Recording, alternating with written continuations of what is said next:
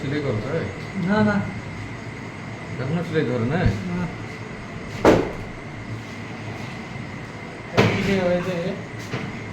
কিভাবে হয়েছে বলো? কিভাবে হয়েছে? কাঠ পড়িয়েছে করতে পারে কাজ করতে করতে। কাঠ সুপার সুপার কটা কটা সেলাই করছে?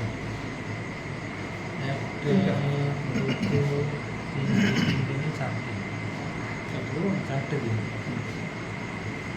আসলে কি কাঠ পড়ে গেছে? সত্যিকার তো স্যার হ্যাঁ আমরা প্রতিদিন বিএসএফ ক্যাম্পে কাজ করি স্যার ওখানে বিজেপি কিসের কাজ? আমি ইলেকট্রিকের কাজ করি তো প্যানেলের জন্য একটা কাঠের বাক্স ছিল কাঠের বাক্সের মধ্যে প্যানেলটা ছিল হ্যাঁ ওই বাক্সটা আমরা খুলতেছিলাম নতুন ওই panel- কোনার দিকটা পড়েছে? হ্যাঁ হ্যাঁ কাঠের? হ্যাঁ কোনার দিকটা পড়ছে কোনা কোনা কোনা তুই ভিডিও করছে? ওই দেখবি পরে বলে হ্যাঁ পরে বলে দেখবি বলেছে। বেকার এটা বইটা মিলিস হয়েছে?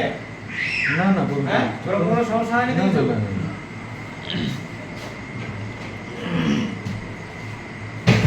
গন্ডগোল ক্যাশটা না না ওটা না কত মোটরসাইকেল অ্যাক্সিডেন্ট হয়েছিল কিছু না না নেই অ্যাক্সিডেন্ট খালি ওই জায়গাতে কাটবে আমি তো শুনলাম অ্যাক্সিডেন্ট। আমি শুনতে পেয়েছি অ্যাক্সিডেন্ট। আমাদের রুগী বলছি বলছি ঠিক আছে। একসঙ্গে কাজ করছিলাম তিনজনে একসঙ্গেই ছিলাম আমাকে তো বলেনি কথাটা কিভাবে কেটেছে।